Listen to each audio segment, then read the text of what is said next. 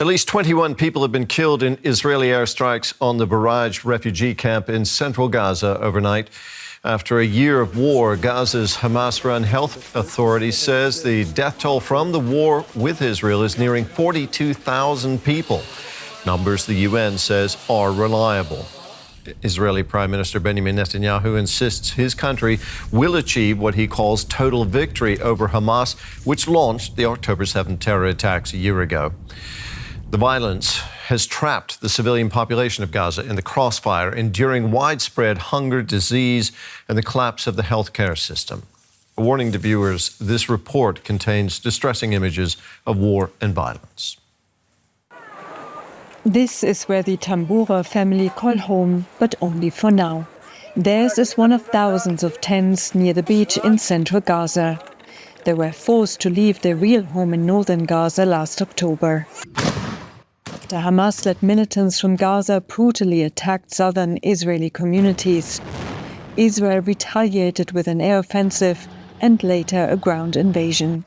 Arish, her husband Abdul Salam and their grandchildren have been on the move for the past 12 months, like tens of thousands of other Palestinians in Gaza.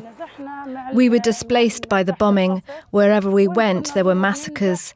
We would leave one place struck by tragedy only to arrive at another place where a new bombing unfolded. Every place we fled to became another scene of devastation. They sought shelter in several schools in northern Gaza, then fled south to central Gaza, to Rafah, to Khan Yunis and back to the center. They're among the almost 90% of Gaza's 2.2 million people forcibly displaced by war. The family is now dispersed across Gaza. Arish says she never expected to end up living in a tent. They have no income and depend on aid and charity. The children no longer have schooling and help as much as they can. Now, instead of carrying school bags, they carry water.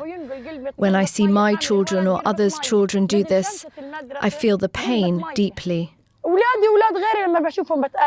Fear of airstrikes is a constant. Both have lost close family members in such attacks. Arish says she lost her sister in an airstrike last October. At midnight, we were screaming, not knowing who had died or who had survived. By morning, they told us we couldn't say goodbye to our loved ones because their bodies were in such a terrible state. I never got to say goodbye to my sister or her children. We buried them all, 11 children, 5 women and the men. The loss of my sister and her family has affected me deeply.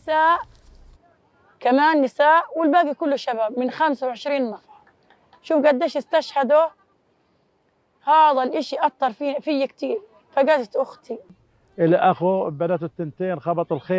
I lost my brother and his daughters when their tent was bombed near the UNRWA warehouses. They were all killed. His son was injured by shrapnel. I buried my brother in Rafah and on the same day fled with my family. Arish fears she may never be allowed to return to her home in northern Gaza. The war has not only destroyed vast areas of the territory, but has also effectively divided it into north and south. The return of displaced people to the north is part of the ceasefire negotiations, which have so far failed. I have a boy and 2 girls in the north, and I just want to hug them. The most important thing is to hold my children again.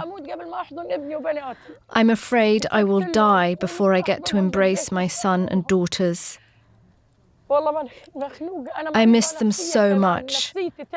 I can't breathe. It makes me feel sick because I'm far away from them.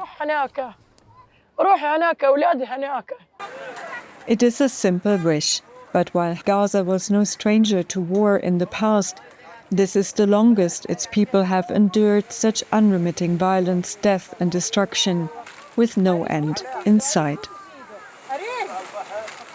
Well, for more on this, let's cross over to Balig Sladeen, a freelance journalist in Tel Aviv. Let's start with Gaza, Balig. Israel has been fighting Hamas and trying to free the hostages there for a year now.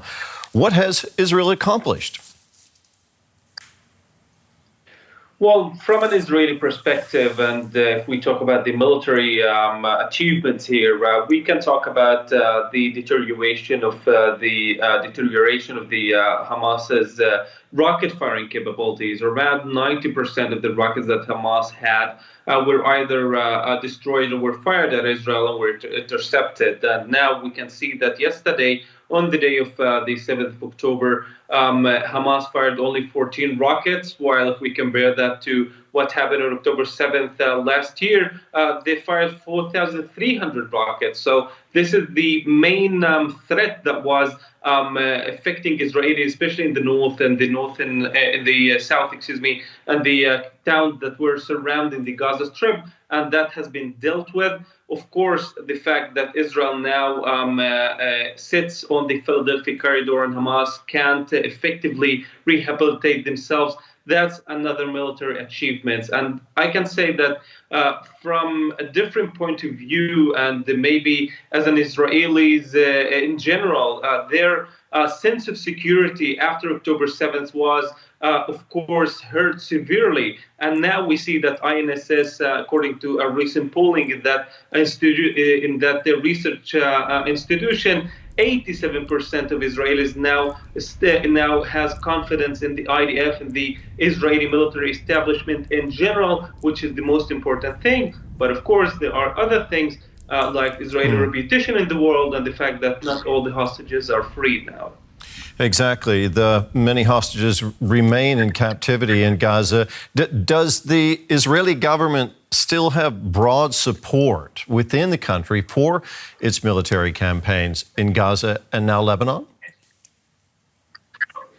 Well, I would say there's a difference between how Israelis approach Lebanon and how they deal with or think about the war in Gaza. In Lebanon, around 75% of Israelis do support that intrusion into Lebanon and the military campaign in general, and do also support or has confidence in the capability that the IDF will win the situation in Lebanon with Hezbollah. But if we talk about Gaza and we focus on Gaza, although that there is still at least 51% that believe that the Israeli military should continue all the way until Hamas's capabilities are dismantled entirely. But the fact that there are still hostages in Gaza means that many Israelis, I would say, and not the majority, but a large number of Israelis, according to recent polling, think that Israel should go for a deal because they think that bringing back the hostages is more urgent, although that all of them, if we don't want to include the Arab Israelis, maybe believe that Israel should continue after that, after freeing the hostages, to dismantle Hamas entirely. So there's some division in opinion there. How stable would you say that Prime Minister Benjamin Netanyahu's government is at this point? Well, if we look at recent polling, according to Channel 12, one of the main Israeli channels here, Netanyahu regained his support right now. 25 seats are the polls expect for Netanyahu, which would be the largest party in the Israeli parliament, although that his coalition still doesn't have a majority in that polling. But I would say that this is an optical illusion because no one knows what the partnerships and the coalitions that the parties would be in a coming election. That's added to the fact that last week Netanyahu brought back to his coalition the party of Gideon Saar, which he is also a former Likud party member. Now he has 68 seats in the parliament, even if he loses 7 members, including the ultra-Orthodox Ben-Gvir party. He would still have a coalition, which means that his government is stable, and that makes it more likely that the next Israeli election will be at the end of 2026, which is 2 years from now. And I would say if Netanyahu wins this war entirely and in total victory, he would win the next elections as well. 2 years, of course, being a long time in Israeli politics. Journalist Balig Sladeen there, reporting from Tel Aviv. Thank you. Thank you.